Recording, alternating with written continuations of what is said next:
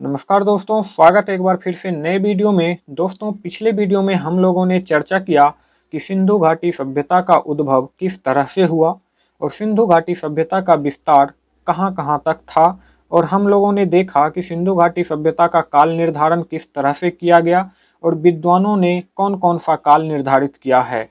और अंत में हम लोगों ने देखा सिंधु घाटी सभ्यता का प्रमुख स्थल कौन-कौन सा है और वहाँ से क्या-क्या साक्ष्य मिले हैं।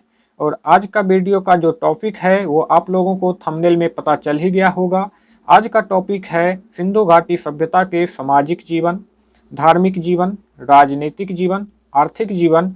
और हम देखेंगे कि हड़प्पा की लिपि क्या थी, सिंधु घाटी सभ्यता का अंत किस तरह से हुआ और अनेकों विद्वानों ने कौन-कौन सा मत दिए हैं। दोस्तों, अगर आपने अब तक पिछले वीडियो को नहीं देखा है तो ज़रूर देख लीजिए, जिससे आपको कॉन्सेप्ट क्लियर रहेगा। चलिए वीडियो को शुरू करते हैं और चर्चा करते हैं सिंधु घाटी सभ्यता के सामाजिक जीवन के बारे में। तो ऐसा माना जाता है कि सिंधु घाटी सभ्यता मातृसत्तात्मक हुआ करता था। ऐसा क्यों माना जाता है? क्योंकि वहाँ से हम लोगों ने देखा कि एक मुहर मिला है जिसमें कि तो स्त्री के गर्भ से एक पौधा निकल रहा है और उसे उर्वरता की देवी के रूप में माना जाता है। और इसलिए हम लोग ऐसा मान के चलते हैं कि मातृसत्तात्मक समाज हुआ करता था। अगर हम बात करें कि सिंधु घाटी सभ्यता के लोग किस प्रकार का हुआ करते थे, तो ऐसा माना जाता है कि उस समय का लोग जो हुआ करते थे वो शांति प्रिय हुआ करते थे। ऐसा क्यों माना जाता है? क्योंकि जितने भी अवशेष प्राप्त हुए हैं उसमें युद्ध से संबंधित कोई भी साक्ष्य प्राप्त अब तक नहीं हुआ है। इसलिए सिंधु घाटी सभ्यता के लोगों को शांति प्रिय माना जाता है। अगर बात करें आहार यानी सिंधु घाटी सभ्यता के लोग क्या खाते थे, तो उस समय के लोग भी शाकाहारी और मांसाहारी दोनों हुआ करते थे। अगर बात करें आभूषण के प्रयोग की, तो महिला एवं पुरुष दोनों के द्वारा आभूषण प्रयोग में लाए जाते हैं, जो कि हम लोग आज के भी समय में देखते हैं कि आभूषण का प्रयोग महिला एवं पुरुष दोनों के द्वारा किया जाता है। वहीं अगर मनोरंजन के साधन की बात करें, तो सिंधु घाटी की सभ्यता के लोग पासे का खेल खेला करते थे, पशुओं की लड़ाई देखा करते थे और नृत्य से अपना मनोरंजन किया करते थे। चलिए आगे बढ़ते हैं और बात करते हैं धार्मिक जीवन के बारे में। अगर उपासना की बात करें, तो उस समय मातृ देवी की उपासना पशुपति शिव, ऊबर वाले बैल और पक्षी में फाख्ता पक्षी और वृक्ष पूजा आदि का उपासना किया जाता था। अगर हम लोग बात करें कि क्या सिंधु घाटी सभ्यता से मंदिर के प्रमाण मिले हैं, तो बिल्कुल भी नहीं। सिंधु घाटी सभ्यता में मंदिर का कोई भी प्रमाण नहीं मिला है। अगर वहीं समाधान की बात करें, तो आमतौर पर शवों को दफनाया जाता था, परंतु कहीं-कहीं दाह संस्कार या फिर आंशिक समाधिकरण का भी साक्ष्य प्राप्त होता था। चलिए अब जानते हैं कि आंशिक समाधिकरण क्या होता है। आप लोग अच्छे से जानते होंगे कि दफनाया किस तरह से जाता है और दाह संस्कार किस तरह से किया जाता है। चलिए अब बात करते हैं आंशिक समाधिकरण। आंशिक समाधिकरण में जब मृत्यु होती है तो उसके डेड बॉडी को कहीं वीरान जगहों पर छोड़ दिया जाता है और कुछ दिनों बाद जो अवशेष बचता है उसे मिट्टी के नीचे दफन कर दिया जाता है। उसे आंशिक समाधिकरण के नाम से जाना जाता है। चलिए अब हम लोग बात करते हैं राजनीतिक जीवन के बारे में। तो सिंधु घाटी सभ्यता के उस समय का संगठन कौन-कौन सा था? तो ऐसा कोई भी संगठन हमें देखने को नहीं मिलता है। तो इसलिए माना जाता है कि राजनीतिक संगठन का अभाव हुआ करता था। और हमने पहले ही बात किया कि सिंधु घाटी सभ्यता के लोग काफ़ी शांत स्वभाव के हुआ करते थे। तो वहाँ से कोई अस्त्र-शस्त्र का प्रमाण नहीं मिला है, अस्त्र-शस्त्र का अभाव मिला है। सिंधु सभ्यता के लोगों का झुकाव व्यापार की ओर था, इसलिए माना जाता है कि शासन व्यवस्था वणिक वर्गों के हाथ में था। चलिए अब बात करते हैं सिंधु घाटी सभ्यता के आर्थिक जीवन के बारे में। तो सिंधु घाटी सभ्यता के लोगों के लिए जो मुख्य व्यवसाय हुआ करता था वो उद्योग हुआ करता था, कृषि हुआ करता था और पशुपालन हुआ करता था। लेकिन मुख्य व्यवसाय जो था वो उद्योग ही था, उसके बाद कृषि, उसके बाद पशुपालन। अगर बात करें सिंधु वासियों का प्रमुख फसल कौन कौन सा था, तो गेहूं और जौ प्रमुख फसल उस समय का हुआ करता था, जो कि बनवाली से उन्नत किस्म के जौ का साक्ष्य भी मिलता है। सबसे पहले कपास उगाने का श्रेय सिंधु घाटी सभ्यता के लोगों को ही जाता है। अगर बात करें उस समय कृषि के लिए सिंचाई किस तरह से किया जाता था, तो नदी तालाब के द्वारा किया जाता था। आज के समय नलकूप नहीं हुआ करता था, तो उस समय सिंचाई नदी और तालाबों के द्वारा ही किया जाता था।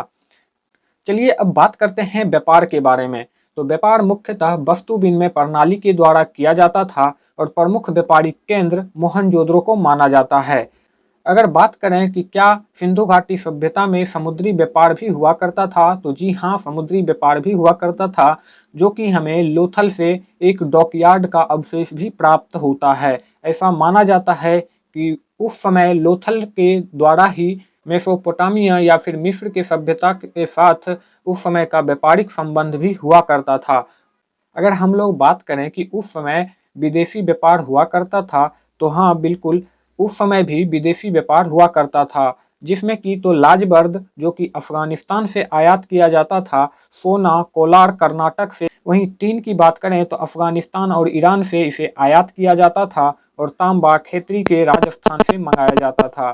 संगमरमर जो कि आज भी राजस्थान इसके लिए बहुत ही प्रसिद्ध है, तो संगमरमर राजस्थान से आयात किया जाता था।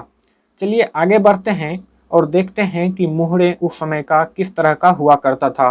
तो मुहरे सामान्यतः सेलखड़ी की बनी होती थी और बाट यानी बटखरा चर्ट नामक पत्थर से बना होता था, और वह 16 के आवर्त में होता था। कहा जाए तो 16 के गुणन में। वहीं अगर बात करें सिंधु घाटी सभ्यता की लिपि किस तरह का हुआ करता था, तो सिंधु घाटी सभ्यता की लिपि चित्रलेखात्मक, जो कि गोमुद्रिका पद्धति द्वारा लिखा जाता था।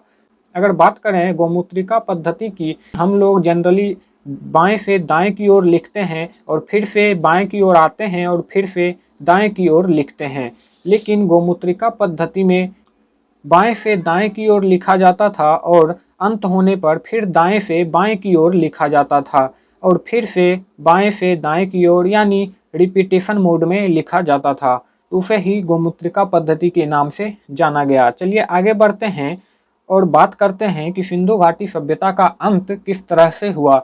तो सिंधु घाटी सभ्यता के अंत की बात करूं तो इसमें विद्वानों के बीच मतभेद है। जिस तरह हम लोगों ने देखा कि सिंधु घाटी सभ्यता का काल निर्धारण में भी विद्वानों के बीच मतभेद है, ठीक उसी प्रकार इसके पतन के कारण में भी विद्वानों में मतभेद है। अनेक विद्वान अनेक कारण बताते हैं। चलिए जानते हैं कि कौन से विद्वान ने सिंधु घाटी सभ्यता के पतन में कौन सा कारण बताया है। तो सबसे पहला विद्वान है डेल्फ और रेइक्स। इन्होंने बताया कि सिंधु घाटी सभ्यता का पतन भूकंप के कारण हुआ, और कैनेडी ने बताया कि प्राकृतिक आपदा के कारण सिंधु घाटी सभ्यता का अंत हो गया। वहीं व्हीलर का कहना है कि आर्यों का आक्रमण हुआ और सिंधु घाटी सभ्यता का अंत हो गया। वहीं गॉर्डन चाइल्ड का कहना है कि विदेशी आक्रमण के कारण सिंधु घाटी सभ्यता का अंत हुआ, और एफ्टाइन व घोष का कहना है कि जलवायु परिवर्तन इसका मुख्य कारण रहा है। वहीं लैम्ब्रिक का कहना है कि अस्थिर नदी तंत्र के कारण इस सभ्यता का पतन हो गया, और मैके राव व मार्शल का कहना है कि बाढ़ के कारण इस सभ्यता का अंत हो गया। तो चलिए जानते हैं फिर से कौन सा विद्वान कौन सा कारण बताए हैं।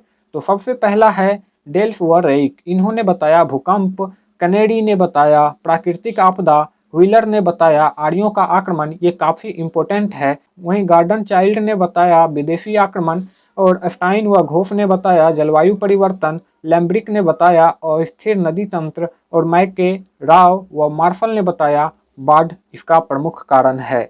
तो दोस्तों वीडियो कैसी लगी जरूर बताइएगा, और कहीं भी आपको डाउट हो तो कमेंट में इसका मेंशन कर दीजिएगा। अगले वीडियो में डाउट को कंसीडर कर लिया जाएगा।